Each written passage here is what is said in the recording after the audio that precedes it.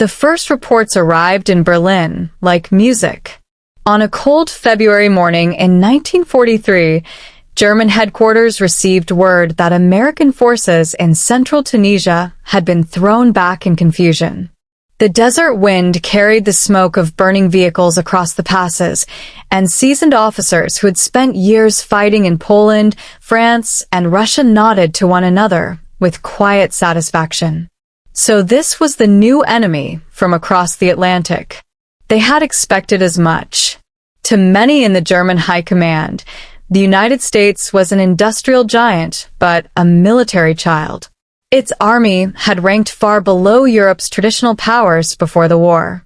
Its soldiers came from cities, farms, immigrant neighborhoods, speaking different accents, carrying different traditions. How could such a mixture produce cohesion under fire? How could a democracy, noisy and argumentative, compete with a state forged for war? Even Adolf Hitler dismissed them in private conversations, convinced that material wealth could not replace what he believed was inherited martial spirit. German intelligence reports reinforced the prejudice.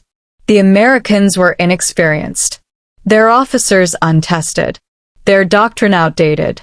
Then came Tunisia. At Kasserine Pass, elements of the German Afrika Korps under Field Marshal Erwin Rommel slammed into American positions and tore them apart. Units became separated. Orders arrived too late or not at all. Tanks burned in narrow defile. Thousands of Americans were killed, wounded, or captured in a matter of days. To German observers, it seemed confirmation. The Americans, they concluded, were enthusiastic but amateurish. Brave, perhaps, but brittle. But something happened in the aftermath that did not fit the pattern of a defeated army. Instead of collapsing into recrimination and paralysis, the Americans changed fast. Commanders were replaced. Training intensified. Defensive positions were reorganized with ruthless efficiency. Into the shaken formations stepped a man who seemed carved from pure aggression, General George S. Patton. Patton was not subtle. He demanded polished helmets, strict discipline, immediate obedience. He toured the front lines in a gleaming helmet and pearl-handled pistols, speaking bluntly about courage and victory. To some he seemed theatrical, to others unhinged. But to exhausted soldiers who had tasted humiliation, he offered something powerful, belief that they could be better. And within weeks they were. When German forces attacked again in Tunisia, they did not find scattered units scrambling in panic. They found prepared defenses. They found artillery coordinated with mathematical precision. They found infantry that held its ground. German tank crews who had advanced confidently at Kasserine now encountered minefields and overlapping fire. Shells fell in sudden concentration, adjusted with unnerving speed. The attack faltered. Vehicles burned. Prisoners were taken, not American, but German. It was the first hint that the enemy they had dismissed was not static. The real transformation, however, was not about a single general or a single battle. It was structural. While Germany had refined its doctrine through years of combat, the United States had been quietly building something different, a system. At places like Fort Sill in Oklahoma, American artillery officers had developed centralized fire direction methods that allowed multiple batteries to mass their guns on a single target within minutes. Observers could call for fire from any unit in range. Calculations were standardized. Procedures drilled relentlessly. The result was devastating. German soldiers would later recall that American artillery seemed omnipresent. A small observation plane circling overhead could summon a storm of steel within minutes. And then there was time on target, a method by which shells from different batteries arrived simultaneously, without warning. No ranging shots. No gradual buildup. Just sudden annihilation. Veterans of the Eastern Front, hardened by years of brutal combat against the Soviet Union, admitted privately that American artillery was among the most terrifying they had faced. It was not merely the volume, though that was staggering. It was the coordination.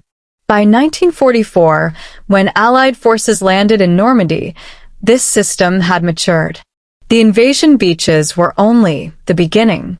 Inland lay the hedgerow country, a maze of thick earth banks and dense vegetation that turned every field into a fortress. For weeks, American units struggled. Tanks exposed their vulnerable undersides climbing over hedgerows.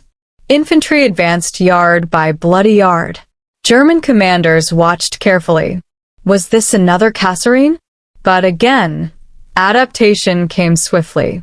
Tank crews welded steel prongs onto their vehicles, improvised cutters that punched through hedgerows at ground level. Infantry developed new clearing tactics. Solutions spread laterally from unit to unit, without waiting for high command to formalize them.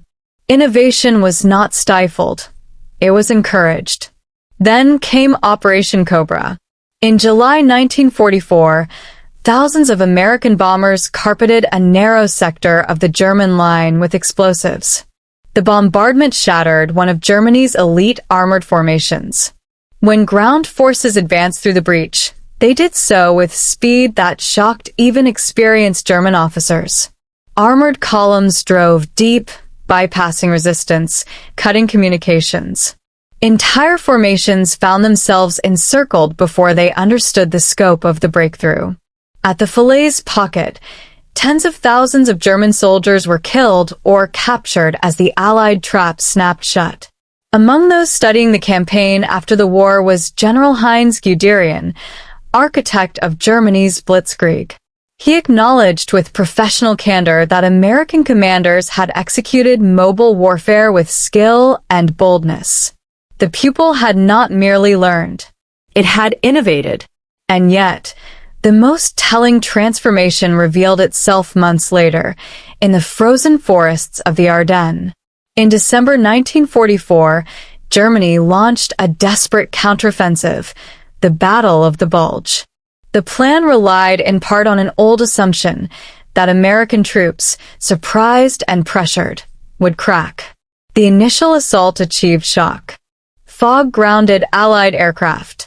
Thinly held lines bent and broke. But they did not collapse.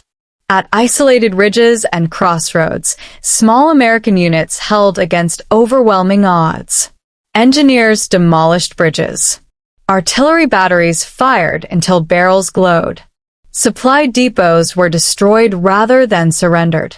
At Bastogne, surrounded and outnumbered, the 101st Airborne Division refused to yield. When German commanders demanded surrender, the American response was a single word: nuts. It was not bravado. It was conviction.